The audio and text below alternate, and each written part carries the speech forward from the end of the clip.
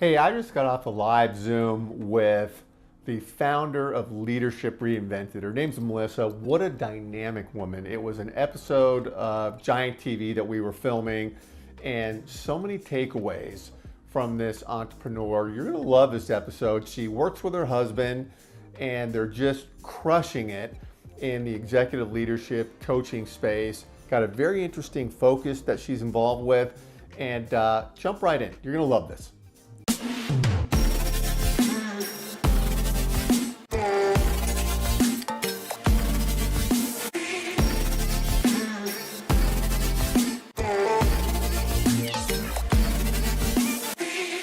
Hi, everybody. This is Paul Hitchcock. I'm the founder and president of Giant Jacks Media. We help others to grow and nurture their businesses. This is Giant TV, and it is my way of giving back to the people I'm connected with by having them on my show, and also giving back to you, all the listeners, because I have very dynamic people doing great work on the show, and certainly Melissa is one of them. Welcome, Melissa. Thank you for having me. Yeah, and we were just comparing headphones Yeah. before we got on the show. We're like, we both have them. Whose is better? I love it. Okay, well, I just want to jump into this because you and I were chatting a bit before we got started, and you're just doing some really great things. First of all, you're a founder of, I want to get this right, Reinvented, Leadership Leadership Reinvented, Uh-huh. Leadership Reinvented, Yep. and executive coach, founding partner. And I thought it was so interesting. You work with your husband. I do. Yeah. That's great. Well, tell us about the business and how you guys work out there.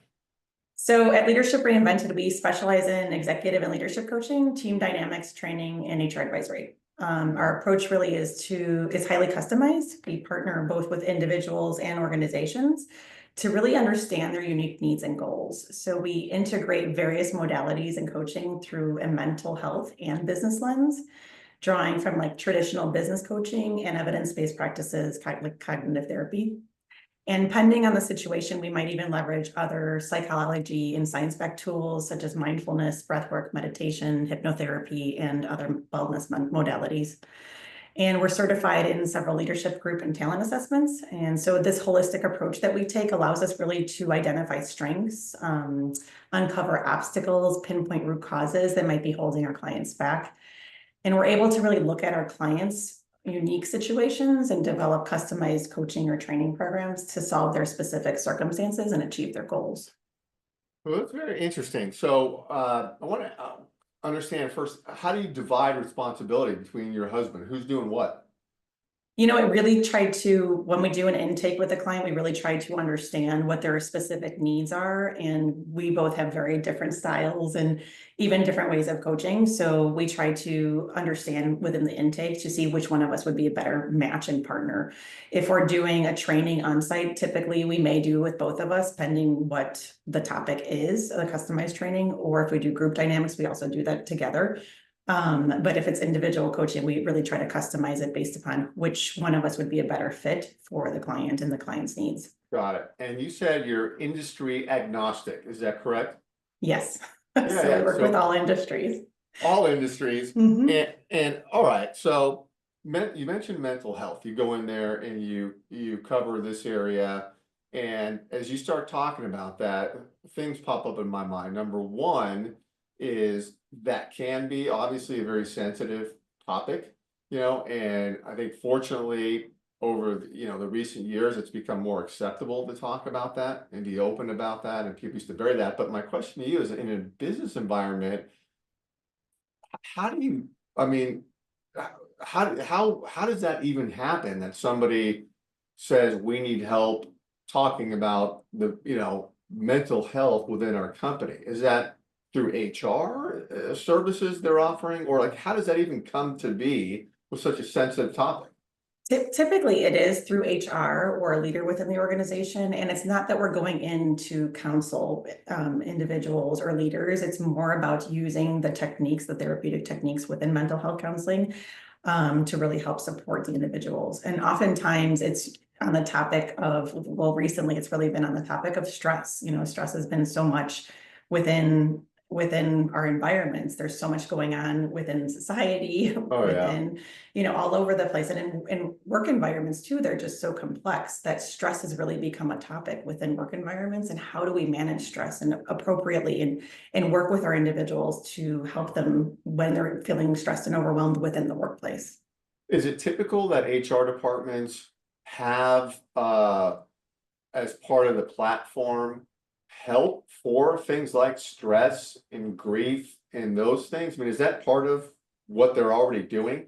Human resources usually does have, well, through benefits, usually there's EAP programs, which offer, usually most organizations have EAP programs, which offer free counseling or Okay. therapy for individuals that are having grief or, that need more support than the HR partner can offer. So most companies do have that within their benefits programs and packages. So are you then, when you're reaching out or connecting initially, is it with the head of HR? It's been both with direct leaders, so executives or VPs, and with HR. Okay. Mhm. And do these companies that you start working with, are there already issues they have identified that are going on with, stress and other grief and other things that are impacting, the environment there? Or is it you're helping to uncover those things and just introducing new services? What's that look like initially? I mean, it's been both. So sometimes there's something going on with my team and I'm not sure, and we can go in and we can assess what's happening and then create a plan to support that. Oftentimes there is an awareness of, there's a team dynamic, maybe teams aren't working together, or there's been changes within teams. So you can work with team dynamics and helping the team to move from the various stages of, from forming all the way to performing. If it's on the topic of stress, usually they're hearing a lot of topics within employees coming to them with concerns around feeling overwhelmed, feeling, not handling maybe the topics within work, a lot of call outs. So they're hearing kind of the rumblings from employees and realizing that there might be additional support that can be offered. Okay, yeah, that makes sense. So, on the non-stress side of what you do, when you say teams aren't quite working together well, there's problems. What are those problems? The communication's horrible, or things aren't I getting, don't what is it? And I don't ever think anyone ever has intent with anything, but usually whenever teams are changing, so you might have a new member of a team, you might have a new leader, you might have changes within the team, you might be on a project. Anytime there's a new team forming, you have to go through different stages to really get to performing. And oftentimes it is just on building trust, it's on building communications, figuring out how we communicate together as a group and how we handle conflict effectively. Normally those aren't natural skills we all just bring into Yeah. work situations. And sometimes groups need additional support in maneuvering through those different dynamics that come up with groups. Interesting. Is there example of a company? Obviously, we don't need the name, but Yeah, no names. yeah, of a specific challenge they were dealing with that you went in there and handled. Well, there's a company basically that had a new members of the team that had joined the team. And so you had a team that was existing and then new members that joined the team. And so really trying to figure out how do these teams work together to communicate and form a cohesive unit. Because the former members were used to operating in a certain way and the new members had new ideas, different ways of wanting to do things and bringing things, when you start a new job, you have all these ideas that you want to change within the organization. So finding some common ground within those members, figuring out how do they want to communicate, how do they want to operate together, what are their own guidelines and boundaries and how they want to communicate, and doing different activities to start building trust and figuring out open ways of communicating with each other. What does that initially look like when there's an agreement? Like, okay, let's come together. Is it a series of meetings? Is it virtual? Is it in person? What does that interaction look like? It's very flexible and the timeline really depends on the team. So it really does depend on what they're wanting to get accomplished. If it's, if you can go on site for like 1 day team building to kind of get through basic kind of team Yeah. forming dynamics.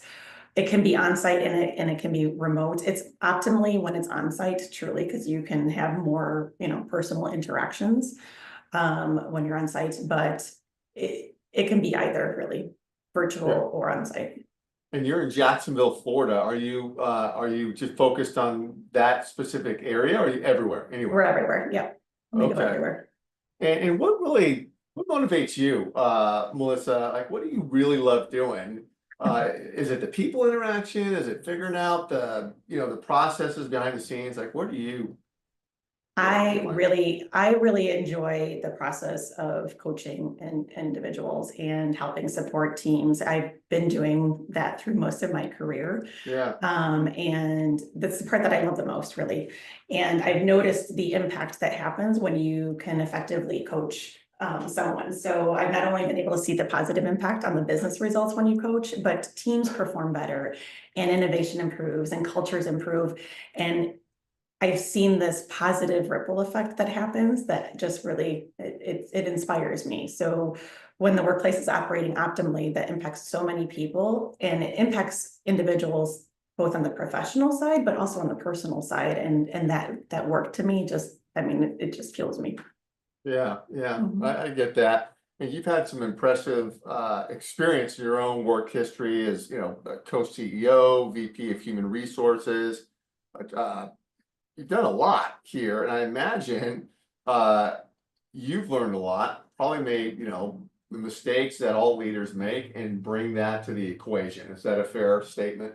I feel like my work history has definitely given me all perspectives, right? I've been in the different roles. I've been a leader. I've done different, had different experiences. I would say I'm a continuous learner. I don't think I'll ever stop learning.